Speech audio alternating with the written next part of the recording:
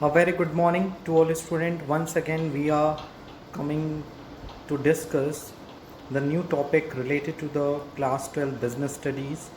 And you know very well, we are talking about and discussing about in the last few classes and in the upcoming classes the chapter number 2, that is in principle of management. So in this video, firstly we discussed rest of the five principle of management which are developed by the Henry Ford, that is in principle of order and principle of equity and principle of stability of tenure of personnel, principle of initiative and principle of esprit de corps. And after completing all the 14 principle of management, we will move to the scientific principle which are developed by the F.W. Taylor. So without creating delay, let's we start and discuss the first principle of today's video, that is in principle of order. Okay, is number 10th principle of order. According to this principle, there should be a place for everything and everyone. ये principal कहता है कि हर thing के लिए, मतलब हर चीज़ के लिए, उसके साथ साथ हर पर्सन्स के लिए प्रॉपर प्लेस होना चाहिए. In other words we can say that there must be orderliness in the organisation. Two types of order, material order, social order. Material order मतलब there must be a certain place for everything and everything must be at its proper place. It ensured proper and fixed place for various material tools and equipments. And apart from this social order, there must be an appointed place for every employees and every employee must be in his and her appointed place. It ensured proper and fixed place given for each employee in an organization. मतलब material order ये कहता है कि हर thing का एक proper place होना चाहिए, non living things का, मटेरियल का, टूल्स का, इक्विपमेंट्स का, अब वो चीज़ें वहीं रहनी ही चाहिए. सोशल ऑर्डर कहता है कि एक ऑर्गेनाइजेशन में जितने एम्प्लॉयज़ और एम्प्लॉयर काम करते हैं, जिनको हम अपॉइंट करते हैं, उनके लिए प्रॉपर एक पहले से प्लेस हमें या केबिन बना देना चाहिए ताकि हमें उनको this will help in saving time and energy in searching material और पर्सन, ताकि हम उस पर्सनस को या मटेरियल को within a time search कर सकें. So what is the positive effect? Optimum utilisation of material and human resource. हम मटेरियल ह्यूमन रिसोर्स का ऑप्टिमम यूटिलाइजेशन कर सकते हैं. No loss of time in tracing the resources in hour of need. हमें उन चीज़ों को ढूंढने में ज़्यादा टाइम नहीं लगता. डिसिप्लिन क्रिएट रहता है. And if we could not follow such type of the principle, so possibility होती है एक्सीडेंट की, रिसोर्सेज मिसयूज़ हो सकते हैं एंड टाइम का वेस्टेज होता है. Okay, so the next principle will be So the next principle is principle of equity. This is an 11th principle of management. And what is an equity? Equity refers to kind, just and fair treatment to employees. It implies that managers should be impartial while dealing with the subordinates. Employees must be treated kindly and justice must be enacted if loyalty and devotion is expected from them. They should not discriminate with respect to age, caste, sex, etc. Equity promotes a friendly atmosphere between superior and subordinate and motivates them to perform their duties efficiently. But equity does not mean total absence of harshness. Ford was of the opinion that at times force and harshness might become necessary for the sake of equity. The principle of equity should be followed and applicable at every level of management. So what is principle of equity? Henry Fayol ने principal of equity के through ये बताना चाहा था कि एक organization में superior, subordinate और जो कई सारे वर्कर्स वर्क करते हैं, उनमें किसी भी प्रकार का डिस्क्रिमिनेशन नहीं होना चाहिए. इट मीन्स उनके साथ फेयर ट्रीटमेंट हो, अगर इक्वलिटी हो, किसी भी पर्सन्स को, किसी भी एम्प्लॉयज़ को उनके age, caste, religion, colour, region, beliefs, उनके जेंडर, उनका जो कह सकते हो ओपिनियन है, उसके बेसिस पे हमें डिस्क्रिमिनेट नहीं करना चाहिए। अगर हम ऐसा करते हैं तो हमारे ऑर्गेनाइजेशन में एक डिस्क्रिमिनेशन का जो भाव है, जो फीलिंग्स है, वो डेवलप होती है। Okay, so what are the positive effect of the principle of equity? The first one is a creation and maintenance of cordial relation. Number second, motivation among employees के बीच में मोटिवेशन आता है। वहीं अगर एडवर्स इफेक्ट की बात करें तो अगर एक ऑर्गेनाइजेशन में हम प्रिंसिपल ऑफ इक्विटी फॉलो नहीं कर रहे हैं तो लेबर टर्नओवर के चांसेस बढ़ जाते हैं, यानी ज़्यादा से ज़्यादा एम्प्लॉयज़ जल्दी जॉब छोड़ दें। क्यों? क्योंकि उनको पता है कि वो यहाँ ज़्यादा टाइम के लिए वर्क नहीं कर सकते। डिससेटिस्फैक्शन अमंग एम्प्लॉयज़ के मन में डिससेटिस्फैक्शन की भावना आती है। Unhealthy superior and subordinate relationship create होता है। Okay, the next 11th principle of equity, that is an stability of tenure of personnel. So according to this principle, employee should be provided stability and continuity of their tenure of employment. There should neither be frequent termination of employees nor they should be transferred frequently from one job position to another. Fuel was of view that the employees should be selected and appointed after due and systematic procedure. Once selected, they should be kept at their position for a minimum period and must be given reasonable time to show results. Frequent changes of personnel may not be good for the organization. However, such changes should be made only when it seems unavoidable, as in case of prolonged illness, retirement or death of an employee. यानी ये जो और principal है that is an stability of tenure of personal, इसमें क्या है, इस बात पे फेवर किया गया है कि अगर हम किसी भी एम्प्लॉयज़ को ऑर्गेनाइजेशन में लेकर आए हैं, उससे काम करवा रहे हैं, तो उससे स्टेबिलिटी का क्या देना चाहिए, फीलिंग डेवलप करानी चाहिए, उसे कॉन्टीन्यूटी की फीलिंग डेवलप करानी चाहिए। उसे ऐसा नहीं कि फ्रीक्वेंटली हम टर्मिनेट कर दें या फिर उसे एक जॉब पोजीशन से दूसरे जॉब पोजीशन में क्या कर दें, ट्रांसफ़र कर दें। सो हमें एक एम्प्लॉयज़ को एक ऑर्गेनाइजेशन में एक प्रॉपर जॉब पोजीशन देनी चाहिए और उसे उसका टैलेंट या फिर उसका जो रिज़ल्ट है उसे शो करने के लिए रीज़नेबल टाइम भी देना चाहिए। अगर एक ऑर्गेनाइजेशन अपने एम्प्लॉयज़ में, चाहे वो प्रेजेंट एम्प्लॉयज़ हों चाहे वो प्रोस्पेक्टिव एम्प्लॉयज़ हो, अगर उनको हम वो सफिशिएंट टाइम नहीं देते हैं तो वो पहले तो इस टेंशन में रहते हैं कि उनकी जॉब फिक्स नहीं है, अगर वो गलत रिजल्ट देंगे या उनका डिसीज़न कहीं उल्टा पड़ गया तो उनको पनिशमेंट मिल सकती है, तो they will not feeling secure in this situation. According to the Fayol उन्हें हमें क्या देना चाहिए, एक प्रॉपर सुटेबल वर्किंग कंडीशन देना चाहिए। तो what are the positive effect? First, optimum utilisation of resources. Second, improves efficiency level of employees. And what are the adverse effect? That is in wastage of time and resources and dissatisfaction among employees. Let's we move to the principle number 13. Principle number 13 is very important. That is in principle of initiative. Initiative का मतलब होता है कि एक organization में जो workers काम कर रहे हैं उनको इनिशिएट करना, उनको मोटिवेट करना, अगर वो अपना कोई कंट्रीब्यूशन दे रहे हैं तो उस कंट्रीब्यूशन को अप्रिशिएट करना, ना कि उनको डीमोटिवेट करना या उनके कंट्रीब्यूशन के लिए उनको इग्नोर करना। So what is principle of initiative? Principle of initiative implies chalking out the plan and then implementing the same. According to this principle, the successful management provides an opportunity to its employee to suggest their new ideas, experience, and more convenient method of work.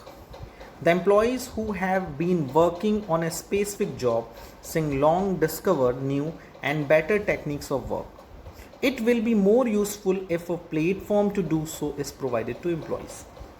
Fuel was of opinion that management should provide an opportunity to its employees to just suggest ideas, experience and new methods of work. Okay जैसे मैंने बोला कि principle of initiative का कहने का मतलब होता है कि एक सक्सेसफुल मैनेजमेंट वही है जो अपने एम्प्लॉयज़ को अपॉर्चुनिटी देता हो कि वो अपने आइडियाज़ रखें, एक्सपीरियंस शेयर करें, ठीक है, अपने हिसाब से काम करें. सो उसके क्या पॉजिटिव इफेक्ट्स हैं? Atmosphere of trust and understanding develop among workers and manager. Workers get motivated. And what are the adverse effects when we not follow the principle of initiative? First, demotivation among employees and an atmosphere of non cooperation. लोगों के अंदर non cooperation का क्या आता है? Feeling development होती है. अब आते हैं last but not the least the principle number 14, that is an spirit the corps. ये एक फ्रेज है. ये फ्रेज का मतलब होता है spirit the corps means team spirit, harmony in work groups and mutual understanding among all the members. Managers should infuse the spirit of teamwork among the employees in order to achieve the best possible results. Fuel caution the managers against dividing the employees into separate groups as it might damage the morale of the employees and overall interest of the organization in long run. This will inspire the workers to work harder for achieving the goals of the organization. It means split the crops. Following steps should be taken: proper coordination of workers at all levels. Development of informal relationship among workers must be encouraged. Employees should be made aware of that whatever they are doing as of a great importance to the business and society. बहुत ही simple है spirit the crops और इसका मतलब होता है team work करना. इसको लेकर एक बहुत ही फेमस गाना है, मैं और तुम अगर हम हो जाते. सो मैं मीन्स आई, तुम मतलब यू, यानी हमें आई एंड यू का जो फीलिंग है उसको हटा के वी का कॉन्सेप्ट डेवलप करना है. तो एक मैनेजमेंट का, एक सक्सेसफुल मैनेजमेंट का मतलब ये है कि कोई काम करने पे ये नहीं कहना है कि मैंने किया या तुमने किया, हमने किया. इस तरह के वर्ड्स ज़्यादा यूज़ करने चाहिए ताकि एक ऑर्गेनाइजेशन में एक टीम की जो भावना है, फीलिंग है, वो डेवलप हो और एक प्रॉपर कोऑर्डिनेशन डेवलप हो सारे लेवल्स पे. इनफॉर्मल रिलेशन भी डेवलप हो फॉर्मल के साथ साथ, क्योंकि वो भी ज़रूरी है ऑर्गेनाइजेशन में. और लोगों को पता चले कि वो जो भी काम कर रहे हैं उससे उनको, उनके बिजनेस को और उनकी सोसाइटी को क्या फ़ायदा पहुंच रहा है. और अगर पॉजिटिव इफेक्ट की बात करें, so the positive effect of the principle of split the crops, that is an develop team spirit, achievement of group goal. and अगर हम ये चीज़ नहीं फॉलो करेंगे, that is esprit de corps principle follow नहीं करेंगे, क्योंकि according to this principle we have to replace the I and you concept with we. तो इसके क्या इफेक्ट पड़ेंगे? That is a no team spirit, group goal may not be achieved. Okay, so हम लोगों ने टोटल 14 प्रिंसिपल ऑफ मैनेजमेंट पढ़ लिए.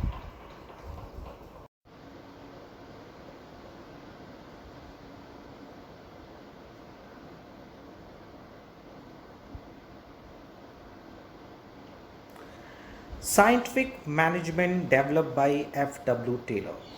So first of all, to understand the scientific management and the scientific principle, scientific techniques which are developed by F.W. Taylor, we discuss the background and history of F.W. Taylor, what are the contribution of F.W. Taylor in the field of management, and thereafter we will discuss about the scientific principle and scientific techniques developed by Frederick Winslow Taylor.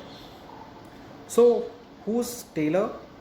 Frederick Winslow Taylor was an American engineer who responded to the challenges of management. He was the first person who insisted on the introduction of scientific method of management. That is why he is regarded as a father of scientific management.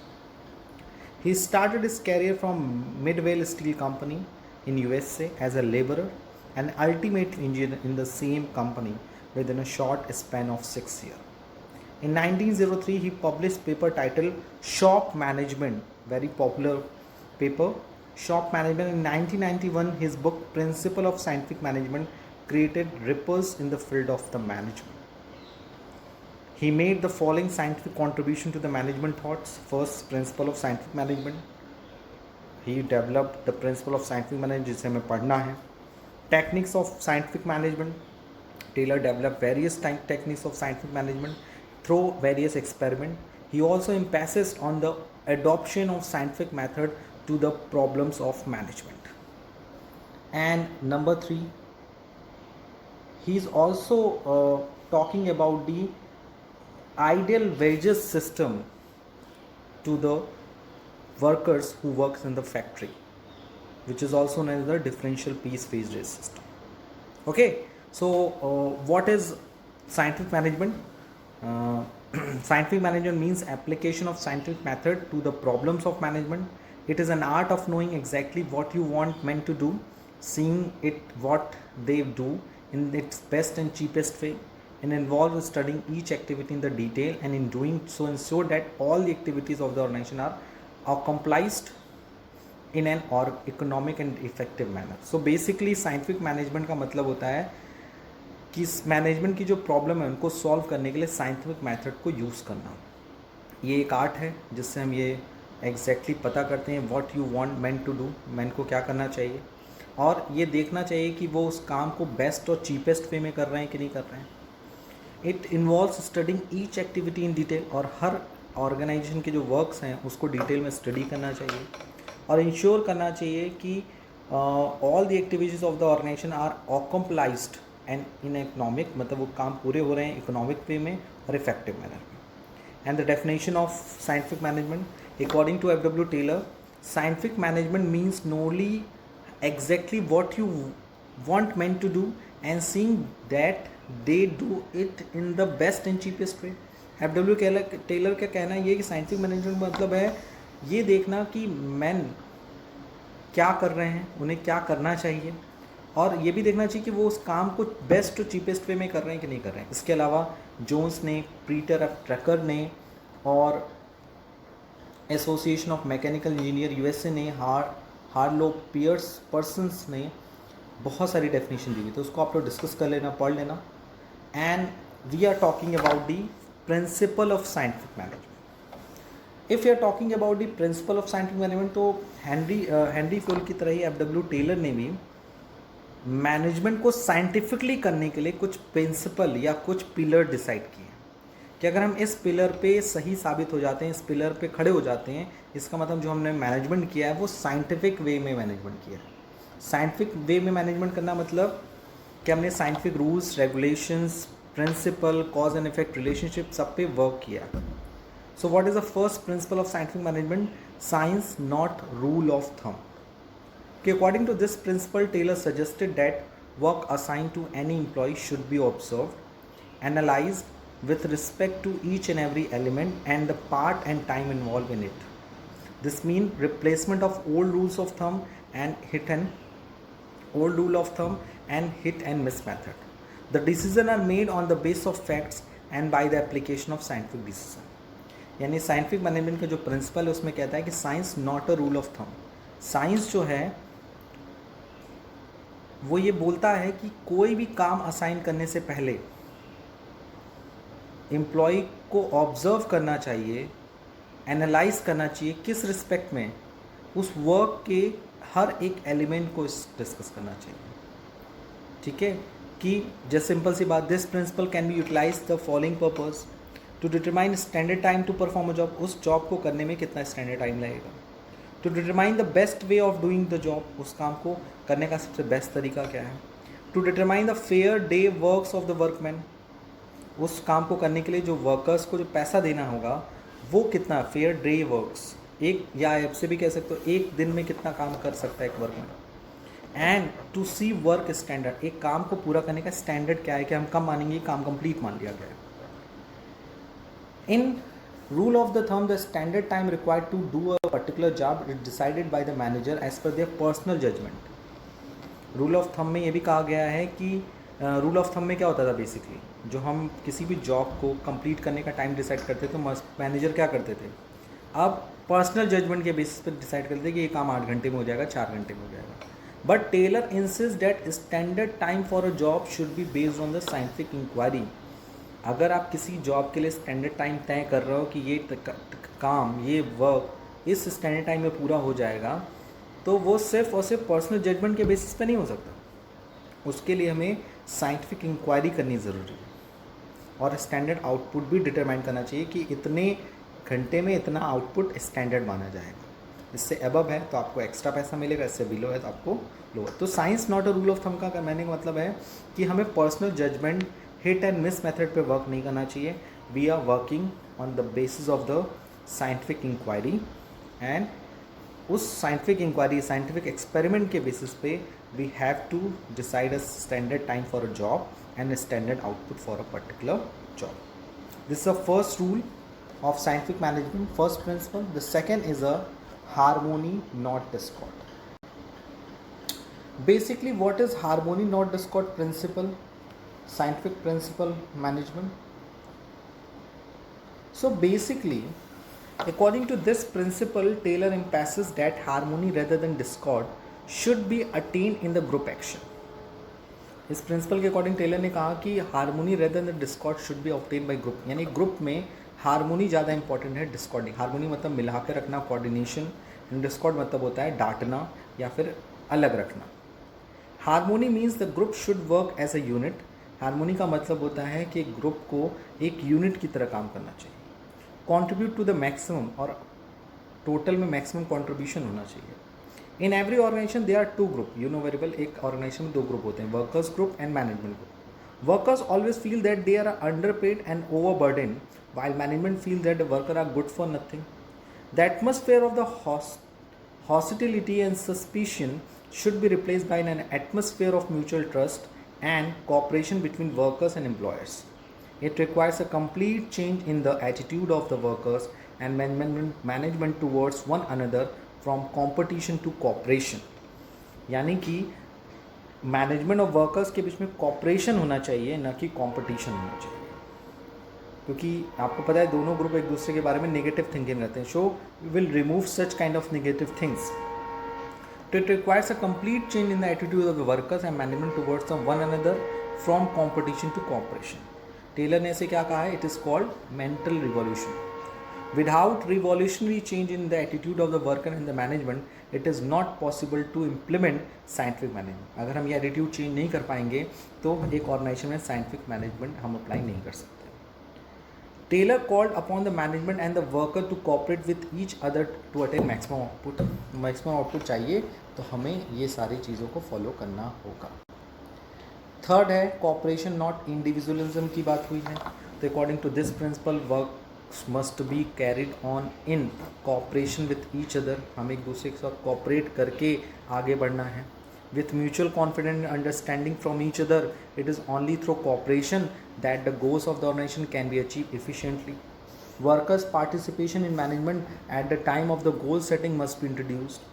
It will lead to increase the efficiency and the performance of the workers as they will try their best to attain the desired level of output. Taylor suggests substitution of war for peace, hearty and brotherly cooperation for contention and strife, replacement of suspicious watchfulness with mutual confidence of becoming friends instead of enemies. Cooperation not individualism का कहना ये है कि एक organization में हमें जब काम करना है तो हमें एक दूसरे के साथ कॉपरेशन बना के रखना चाहिए, म्यूचुअल कॉन्फिडेंस बना के चलना चाहिए, एक दूसरे के साथ अंडरस्टैंडिंग बना के चलना चाहिए. ये ज़रूरी नहीं है कि एक ऑर्गेनाइजेशन में जो वर्क हम चीज़ें अटेंड करते हैं, it is only through cooperation with that the goal of the organization can. एक कॉपरेशन एक ऐसा वर्ड है जो ये बताता है कि ऑर्गेनाइजेशन का जो गोल है वो सिर्फ और सिर्फ कॉपरेशन से ही पूरा किया जा सकता है. वर्कर का पार्टिसिपेशन भी ज़रूरी है, उनको इनिशिएट करना चाहिए, उनके सजेशन को हमें क्या करना चाहिए, वेलकम करना चाहिए. ओके, नेक्स्ट है fourth, and it is very important, क्योंकि they are basically 4 principle of scientific management, 4 principle हैं साइंटिफिक मैनेजमेंट के। इसमें पहला हम लोगों ने डिस्कस कर लिया already.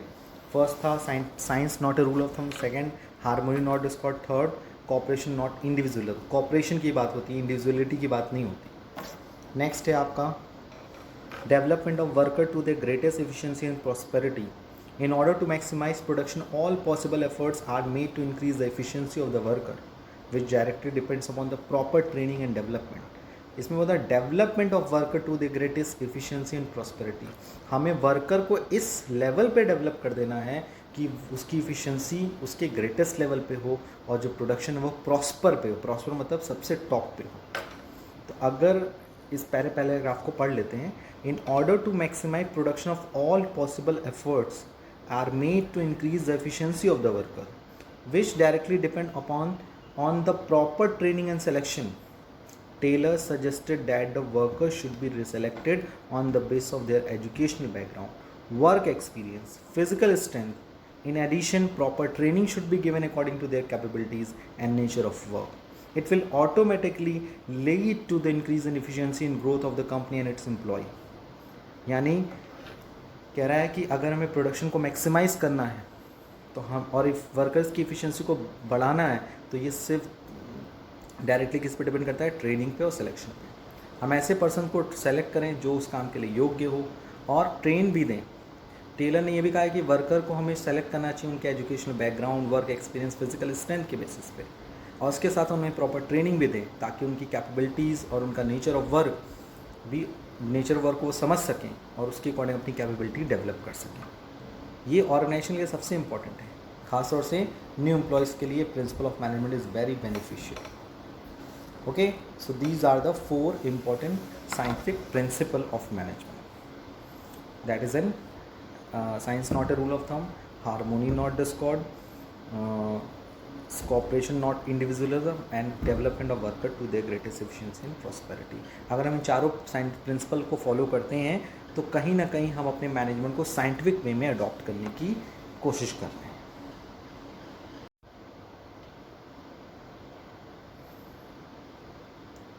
So that is an next point is scientific techniques of Taylor. Taylor developed some scientific techniques by conducting various experiments at his workplace. And before starting this principle, let's discuss about it. You know very well, scientific principle is the base for the management of the organization by the scientifically. मतलब कि organisation को अगर हमें scientific way में manage करना है तो we have to follow the scientific principle. But apart from this, if you are talking about the techniques, कि हम एक ऑर्गेनाइजेशन में किस तरह की टेक्निक को अडॉप्ट करें ताकि ऑर्गेनाइजेशन में काम भी पूरा हो जाए और चीज़ों को हम अच्छे से पूरा भी कर सकें, मतलब साइंटिफिकली। मतलब साइंटिफिक प्रिंसिपल के साथ साथ हमें साइंटिफिक टेक्निक को भी अडॉप्ट करना चाहिए ताकि एक ऑर्गेनाइजेशन कंप्लीटली साइंटिफिक मैनेजमेंट को फॉलो कर सके। सो इसी के लिए टेलर ने साइंटिफिक प्रिंसिपल के साथ साथ साइंटिफिक टेक्निक्स डेवलप की है, जैसे कि functional foremanship. Number 1 is a functional foremanship. Second develop किया है उन्होंने, the second will be a standardization of work and simplification of work. The full form of the second technique is standardization of work and simplification of work. Third is work study, and in the work study he is talking about the different thing like method study, fatigue study and time study and motion study। यानी work study के ही सारे part हैं, time, motion and fatigue and method. तो आप याद रखना, it is a part of the work study, method study, fatigue study और time study and motion study. And last one will be a differential piece wage system. F W. Taylor ने बहुत ही famous way में ये scientific ये differential piece wage system develop किया है, जिसकी हेल्प से हम ईज़िली क्या कर सकते हैं, ये स्टडी कर सकते हैं कि एक ऑर्गेनाइजेशन में जो प्रोडक्टिव एम्प्लॉय है और अनप्रोडक्टिव एम्प्लॉय है, उनके सैलरीज़ में, उनके वेजेस में, उनके रेम्युनरेशन में हम कैसे डिस्क्रिमिनेशन क्रिएट कर सकते हैं। Okay, so these are the 4 important principle of scientific techniques. These are the 4 important scientific techniques which are developed by F.W. Taylor. उसके बाद हमें डिस्कस करना है हेनरी फ्योल और टेलर के जो व्यूज़ हैं, जो उनके contribution in the field of the management, उनके बीच में कंपैरिजन डिस्कस करना है. ओके, सो